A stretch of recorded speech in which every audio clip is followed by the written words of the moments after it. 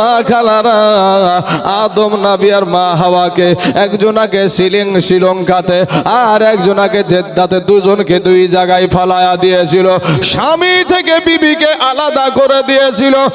আজ দুনিয়ার মুসলমানেরা, ও কুপিলার মুসলমানেরা শোনো, একটা অনিচ্ছাকৃত ভুলের কারণে স্বামী থেকে বিবিকে আমার আল্লাহ আলাদা করে দিয়েছিল। কিন্তু আমাদের সমাজে, আমাদের মধ্যে মদখোরও আছে, গাঁজাখোরও আছে, তাড়িখোরও আছে, হিরণখোরও আছে রে বাবা। এরপরও আমার আল্লাহ আমাদের থেকে আমাদের বিবিকে আলাদা করে দেয় না, আমাদের বিবি থেকে আমাদের বিবিকে বাবা দূরে করে দেয় না। কিন্তু আদম নবীর অনিচ্ছাকৃত ভুলের কারণে ও বাবাজি দুই স্বামী স্ত্রীকে দুই জায়গায় ফালায়া দিয়েছিল। এই যে আপনাকে আমাকে এত গুনাহ করার পরেও আপনাকে আমার ভিতরে যে এত মিল মহব্বত রেখেছে, আপনার বিবির সাথে আপনার মিল, আপনার সন্তানের সাথে আপনার মিল, ও বাবাজি এত গুনাহ করার পরেও আমাদের বিবিকে আমার আল্লাহ আলাদা করাই না। এটাতে আপনার কোনো পাওয়ার না, এই পাওয়ারটা হলো আমার দয়ার নবীর। জোরে বলেন সুবহানাল্লাহ। হে মুসলমান ভাই, ও আমার পর্দার আড়ালের মা খালা গো, শুনে যান আজ রাতের বেলা মা, এই দুনিয়াটা কিছুই না রে মুমিন, এরা আমার নবীর উম্মতের দল। আমার আল্লাহ পাক আদম নবীর একটা অনিচ্ছাকৃত ভুলের কারণে পাহাড়, একটা নির্ধারিত জায়গাতে পাহাড়ে উঠে আল্লাহর কাছে ক্ষমা চেয়েছিল। কিন্তু বাবা রে, সেদিন আমার আল্লাহর কাছে ক্ষমা হয়ে গিয়েছিল। কিন্তু বাবা গো, আমরা শেষ নবীর উম্মত, আমরা যদি মাঠে কোনো ভুল কাজ করি, আমরা যদি ঘরের ভিতরে কোনো ভুল কাজ করি, আমরা যদি জঙ্গলাতে কোনো ভুল কাজ করে থাকি, আমার আল্লাহ পাক রব্বুল আলামিনের কাছে যদি আপনি বুঝতে পারেন এটা আমার ভুল হয়ে গেল, জঙ্গলার ভিতরে, মাঠের ভিতরে, বাড়ির ভিতরে যেখানেই ভুল কাজ করেন না কেন, সেই জায়গাতেই যদি মনে করেন এটা আমার বড় অন্যায় হয়ে গেছে, এটা আমারও বড় অপরাধ হয়ে গেছে, এই ভুল স্বীকার করার পরে তওবা করে যদি আমার আল্লাহর কাছে ক্ষমা চান, আমার আল্লাহ আপনার জীবনের সব গুনাহ মাফ করে দিবে। জোরে বলেন সুবহানাল্লাহ। মাঠে গুনাহ করেছেন, মাঠে ক্ষমা চান, আমার মাটি আমার আল্লাহ ক্ষমা করে দিবে। আপনি ঘরের ভিতরে গুনাহ করেছেন, ঘরের ভিতরে আল্লাহর কাছে তওবা করে ক্ষমা চান, আমার আল্লাহ আপনাকে ঘরের ভিতরে ক্ষমা করে দিবে। আপনি যেখানেই যা ক্ষমা গুনাহ করবেন, ওখানেই যদি আপনি ক্ষমা চান, ওখানেই আমার আল্লাহ আপনার জীবনের গুনাহকে মাফ করে দিবে। জোরে বলেন সুবহানাল্লাহ। এ বাবারা, আমার আদম নবীর একটা অনিচ্ছাকৃত ভুলের কারণে 1 বছর নয়, 2 বছর নয়, 300 বছর আল্লাহর কাছে চোখের পানি ছেড়েছিল বাবা। কিন্তু আমরা তো 300 বছর তো মানুষই বাঁচবো না, আমাদের তো অতটা হায়াত নাই রে বাবা, অতটা আমাদের জিন্দেগি নাই, অতটা ততদিন আমরা বেঁচে থাকবো না। আমার আল্লাহ পাক শেষ নবীর উম্মতের কত বাবাজি, কত ফজিলত, শেষ নবীর উম্মতেরা বাবা রে, যেই জায়গাতে গুনাহ করেছে সঙ্গে সঙ্গে যদি তওবা করে মাপ চায়, আমার আল্লাহ সঙ্গে সঙ্গে তাকে মাফ করে দেয়। এ বাবাজি, এটার জন্য আপনার কোনো বাহাদুরি না, এটা হলো আমার দয়ার নবীজির পাওয়ার। জোরে বলেন একবার সুবহানাল্লাহ, একবার দুরূদ পাক পড়েন আল্লাহুম্মা সাল্লি মাওলানা মুহাম্মদ ওয়া আলা আলিহি মাওলানা মুহাম্মদ সাল্লাল্লাহু আলা মুহাম্মাদিন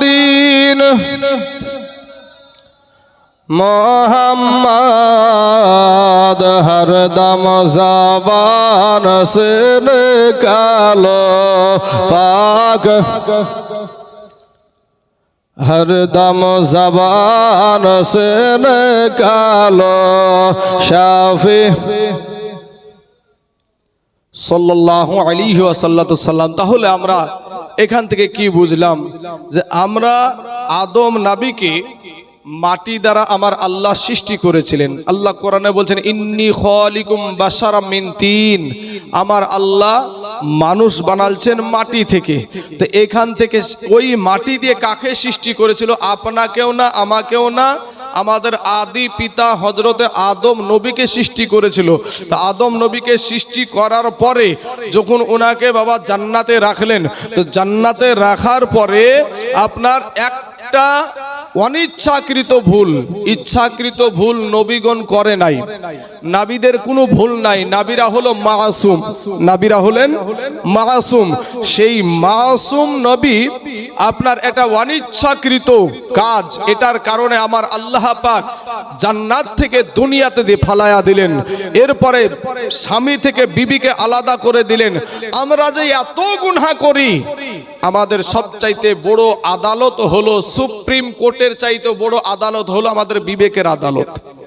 এই বিবেকের আদালতে যদি আপনি আমি বিচার করি, তাহলে বুঝতে পারবো যে আমরা কত বড় গুনাহগার ব্যক্তি, আমরা যে কতটা আল্লাহর সাথে নাফরমানি করেছি। মুসলমান ভাই, এক বছর 365 দিনে এক বছর হয়, এক বছরে 8000 ওয়াক্ত নামাজ হয়, 8000 ওয়াক্তেরও বেশি নামাজ হয়।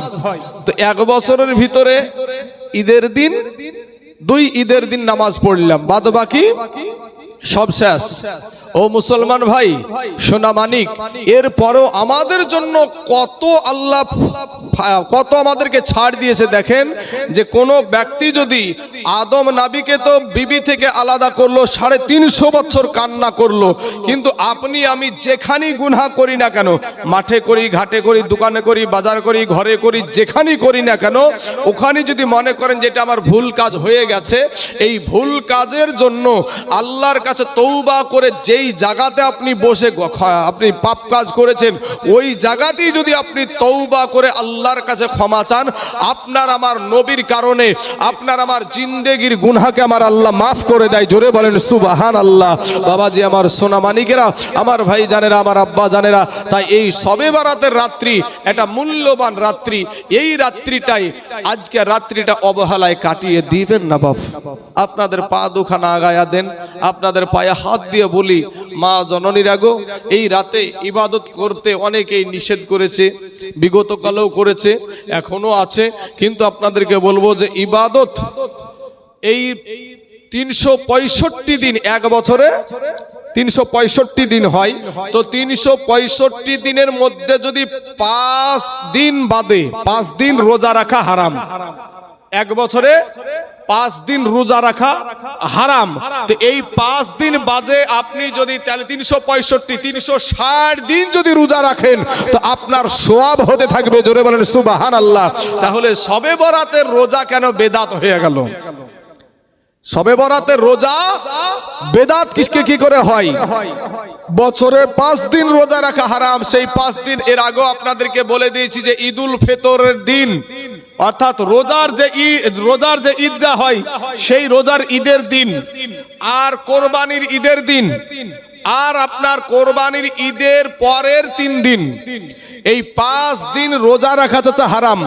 বাদ বাকি 360 দিন রোজা রাখা আপনার জন্য জায়েজ আছে। তাহলে শবে বরাতের রোজা কি করে বিদআত হয়? সম্মানিত আমার বাবাজি, আমার ভাই জানেরা, আমরা এই মাসে এই শবে বরাতের রাত্রিতে আমাদের গত বছরে একজন মাওলানা মৌলভী সাহেব বলেছিল যে শবে বরাতের রাত্রিতে মসজিদে ভিড় করার চাইতে বেশ্যখানায় রাত কাটানো ভালো। জোরে বলেন না নাউজুবিল্লাহি মিন যালিক।